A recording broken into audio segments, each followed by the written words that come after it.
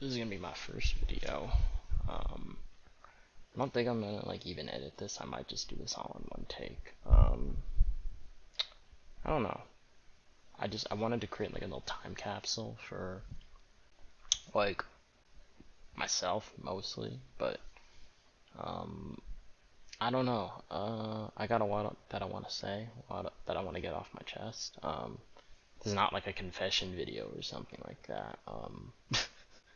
Like breaking the silence, something like that. Like I'm a YouTuber from like 2016. No, this is literally just like me talking. Um, this isn't my background, by the way. That's not my guitar. I don't really care about Civil War that much. Although I do care about that. The Menu. It's a great movie. It's my roommate's stuff behind me. Um, I'm I graduated.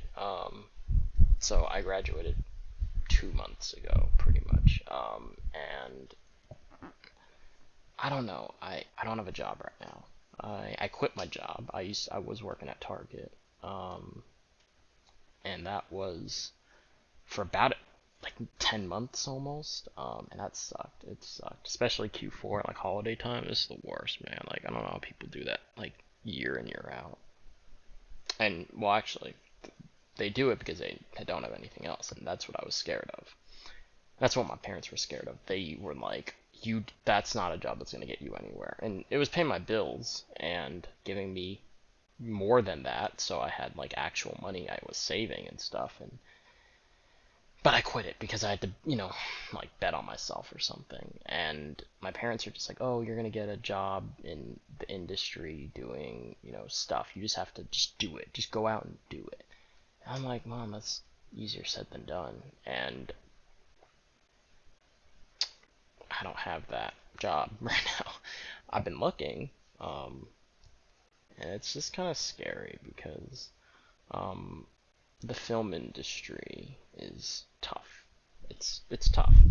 I'm gonna try to stop moving. I know, but I I don't really know what I'm doing. I mean, I do know what I'm doing because I learned and I have skills, but I'm like lost. And I don't know. I'm in this really awkward period where I'm really scared all the time of everything. And like I have a little like weekly like whiteboard thing right here. It's empty. It's not that empty because I have some stuff that I have planned throughout the week. I gotta take my car in. Friend's birthday party that we're hosting, so that'll be fun. Stuff like that. But like,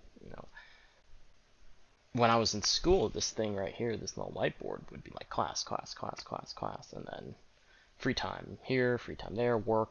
I mean, it was like I was busy, and I like being busy, and now I'm just nothing. And I don't really. It's an odd feeling, and I don't like it, and I'm scared. I like admitting that. Like it's the masculine thing is that we don't admit stuff like that. That we're scared or that we're uncertain about things, or like we want to be able to tell people that things are okay, things are gonna work out and everything. But that'd be lying if I said that was true, right? If I went to my friends and I was like, yeah, everything's gonna work out exactly the way we want it to, that's not gonna happen, right? And like it just won't happen. And some of them are doing really well. Some of them are doing really well. And I know comparison is the thief of joy, but I can't help it. I see classmate working on feature length sets. And well, let me clarify. I don't want to work on sets. I mean, if the opportunity presented itself, just like boom, then I would. But I'm not like desperate. I'm not like working on a bunch of like like a mishmash of like a bunch of like sets, verticals, this, that, to try to like get somewhere. Let me backtrack a little bit. I'm like documentary. I studied it. That's what my major's in. Documentary production. I want to be a documentary filmmaker. I guess I already am because I made some stuff, but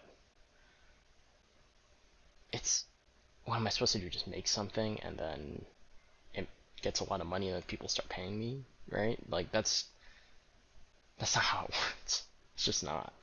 Maybe once upon a time that's how it worked, and I don't know, the idea of having to sustain myself with some shit like Target, right? And then your hobby that you do on the side is making, these documentaries. If I like, this is no disrespect to G&E people or editors or like PD or anybody like that, but you can work your way up from there.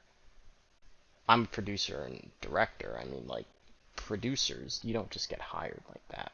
Usually, if you're on a set, the producer is reaching out to the below the line people. And, like, yeah, if someone just came up to me and was like, hey, I've got a set, it's paid, paid gig, producer for a thing, yeah, cool, I can do that. But those opportunities aren't really just available like that. Maybe they are, and maybe I'm not good enough. Maybe I'm not connected enough. Maybe I'm not anything enough, right? It's a lot of maybes, a lot of not enoughs, not good enoughs. I, I know that's not healthy, so I don't try to entertain stuff like that. Um, so I'm scared, you know, and that's okay. I guess maybe that's what takeaway is gonna be, is that I'm scared and that's okay. I really want to do this. I'm gonna put my cards out on the table, because no one's gonna watch this. I care a lot. That's the Alaska Airlines motto. I hate Alaska Airlines. But I care a lot about documentary, about nonfiction storytelling, about the truth of real life, of reality. That's why I don't like being on sets and like they're like, oh, I'm on this set. Like, it's the stories about this like vampire thing. Like, I don't like obsession. It's not my cup of tea. Like, I appreciate the filmmaking. $780,000 turned into 132 million. That's pretty cool. That's very cool. It's not pretty cool. It's very cool. But like, the story, it's not. I'm not interested in that. From watching it to making it. Obviously, if someone was like, "Hey, do you want to produce this horror movie?" I'd produce it. It'd probably be a good experience, right? But in terms of like what I truly want to do, I want to be a storyteller. I want to be a documentary storyteller. I have stories to tell. I was like this close to majoring in journalism at University of Washington. My background's in journalism. I did it all throughout high school, and I thought that's what my future was going to be. I'm good at it. I don't want to like toot my own horn. I'm good at it. I'm good at writing. Um, I have kind of a thirst for knowledge. I don't want to like brag or come off as like pretentious or anything like that. I really, really hope that's not how this is coming off as. But I have this passion for storytelling, for nonfiction documentary storytelling, real people, real stories, and I don't want to give up on it. And so, again, title of this video, I'm scared and that's okay. I'm gonna make this happen, right? And if I look back on this in, however many months, years, whatever, and I'm like, damn, that version of me had a dream and that dream didn't work out, then it doesn't. At least I can say I tried, right? I mean, at least I say I could try. I like that I didn't give up before I could start. I'm young. I'm 21, gonna be 22 in a month and a day. I'm in limbo right now. My day today consisted of waking up, putting on my pants, showering, then putting on my pants, eating, and that's about it. And then I read a book, great book that I'm reading called Surveillance State. It's about Chinese surveillance on Uyghur Muslim communities. I know, like I said, I'm pathetic and a nerd, and it's not performative. If I wanted to be, that would be the book to be performative about. Like, be like, yeah, you know, the Uyghur Muslims are really oppressed. No, but they are. But no, that's the stupid shit that I'm into. And then I guess the more regular 21-year-old activities was after reading that, I played Rainbow Six Siege, and got like, and then baby raged for a bit, and now I'm here. And I'm outlining this documentary that I have right now, and that's the main thing I've got going for me. People have been asking me, oh, what are you doing right now? Like, I can't say I'm working, right? If I was working at Target, I could at least say, oh, I'm working at this, shitty job, but it's paying the bills. And then people would, like, look at me and be like, okay, yeah, I mean, he's not doing, like, production stuff, but he's paying his bills, he's living, right? He's surviving. Um, I'm not even doing that. So I basically just have been telling people, I've been outlining this documentary that I really want to make. And that's the truth. I'm not lying. That's what I've got going for me right now. I'm putting my eggs in that basket because I really think it has potential. I have a roommate that's kind of in the same boat as me. He's a writer and director, and he wrote and direct he got picked for his senior thesis narrative short film. They do like the professors at our college, they select them three a semester. He was one of the three, three or four, five, somewhere in that range. He was one of them, and I had the joy of being one of the producers on it, and it was fun. But more importantly, he got that off the ground. He made that.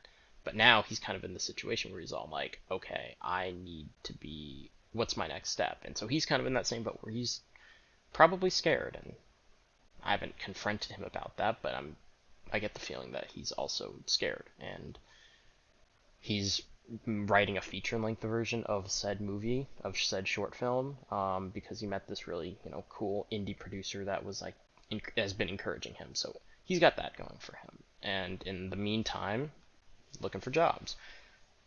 For me, I think a part of it is my parents forcing me to gamble, to bet on myself, as they say in NBA free agency. Um, I could get another job that just pays the bills, but I wouldn't have time. And this happened. So at my Target job, I was kind of like, hey, I'm working 38 hours a week. I'm making money. I'm paying my rent and then some. Life's good. I'm barely available for friendship and, going out and doing stuff and anything. But I'm making money.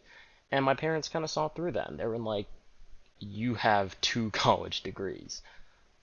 Why are you not trying to do stuff that's relevant to that? So they kind of like got mad at me. I mean, it's kind of crazy to even imagine that. Like, why are you getting mad at me? I'm making money. And I kind of understand.